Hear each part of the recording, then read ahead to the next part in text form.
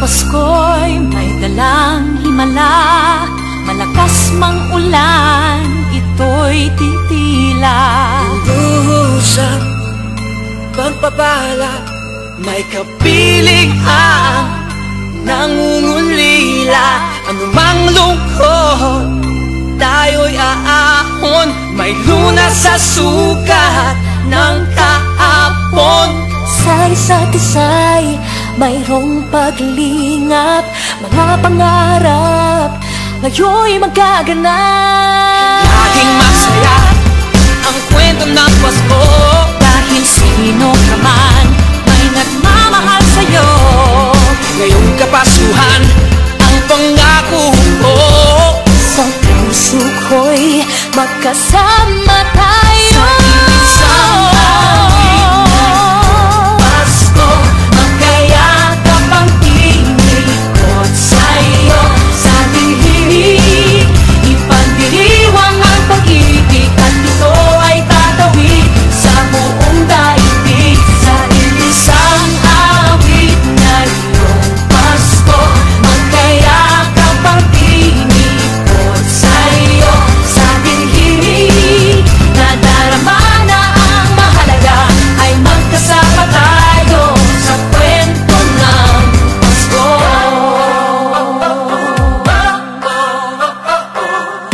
Kwento ng Pasko. Mag-aalaala sa Pasko'y di kumukupas, ilang taon pa man ang lumipas. Dahil ang bawat damdamin umuukit ng malalim. Maramyaman ang pagdiriwang, kahit simpleng kasiyahan. Ang tunay na may kayamanan, pamilyang nagmamahalan. Laging masaya ang kwento ng Pasko, dahil sino ka man may nagmamahal sa'yo. Ngayong Kapaskuhan ang pangako ko, sa puso ko'y magkasama tayo.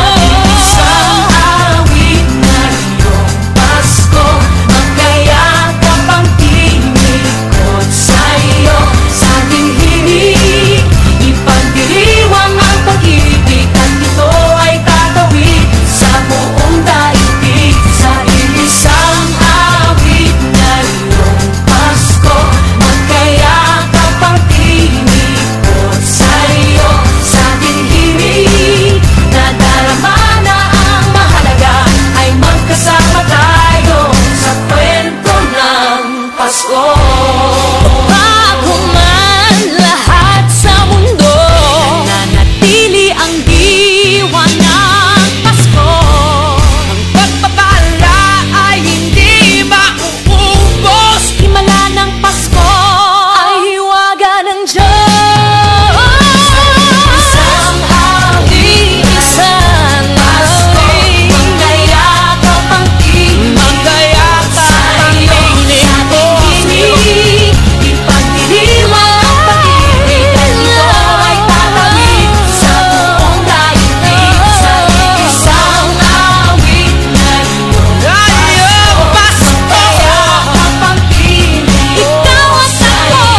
Sa dilig, nadarama na ang mahalaga, ay magkasama tayo sa kwento ng Hi, I'm Carly Isidro. So, this year, remind ko lang sa inyo na it's not about it's not about receiving, it's all about giving. And with total happiness and huwag tayo mawala ng pag-asa na pagpatuloy na mag-wish sa mga bagay na gusto natin. And kung bibigay talaga ni God sa akin, ang makapiling ko yung parents ko sa next year, ibibigay niya yan. So, yun. Hi, I'm Norma Anthony Tizon, 17 years of age. Dati 16 ako, pero nung 16 ako, buo yung pamilya ko. Until naging 17 ako, tapos nag-Christmas na, buo pa din yung pamilya ko, tapos sabay-sabay pa din kami mag-celebrate. Napakagaling ni Lord kasi napaka-consistent niya. Kita mo, tignan mo ako, stay. T-shirt ko, stay. Ibig sabihin, nag-stay kami. Nag-stay kami na masaya, nag-stay kami na mamahalan. And that is because of our Lord Jesus Christ. Happy birthday! Yay! Hi, I'm Kobe Brian Paglala, and that it's not always about giving gifts, giving monies, receiving gifts, and others. Ano lang yan, yung presence lang ng Christmas ngayon, ang presence ni Lord and pagkabuhay ni Cristo ang tinatandaan natin lahat. And always lang na pag Christmas laging masaya. And hindi siya tungkol sa sarili mo, hindi siya tungkol sa buhay ng ibang tao. Kung hindi, tungkol ko sa buhay ni Cristo na nakasentro sa lahat ng buhay natin, bawat isa sa tao natin. May plano ang Diyos. So, I want you all to greet Merry Christmas and Happy New Year.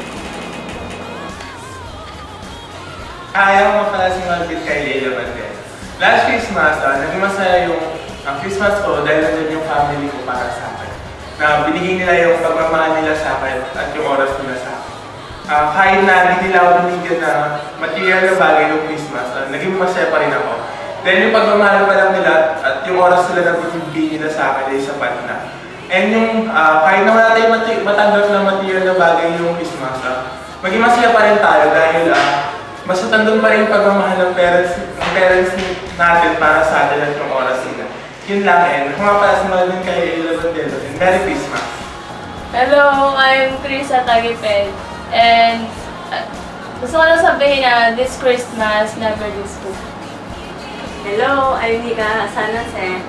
Gusto ko lang sabihin na this Christmas, huwag tayong makalimutan magpasalamat sa mga bagay na meron tayo. At huwag din tayo makalimutan magpasalamat sa mga taong laging nandiyan para sa atin. Thank you! Hello, Merry Christmas. Ako nga pala si Ian Carlo Lacsino. Ang message ko this Christmas is sana patuloy tayong magbigayan kasi ang tunay na diwa ng Pasko is si God, which is the center of our family and everything. At sana, mas pinaprioritize natin si God over sa ibang bagay, lalo na sa Santa Claus kasi parang imaginary lang naman siya. Patuloy tayo maging faithful kay God kasi siya yung magbibigay ng source of happiness natin sa buhay. Yan lang. Thank you. Hi. I'm Jana Serpisa Dongsal. At ngayong Pasko, share the love. Bye-bye! Hi! I'm Christine Villanueva. Cherish niyo yung mga tao sa paligid nyo, yung mga friends nyo, yung family, mga classmates, na nandun lagi para sa inyo, na hanggang nandito sila, that cherish nyo yung moments nyo together kahit sobrang ito yung oras namin. Kasi, sobrang na-realize yun na importante yun. Tapos, yun na. Thank you. Merry Christmas!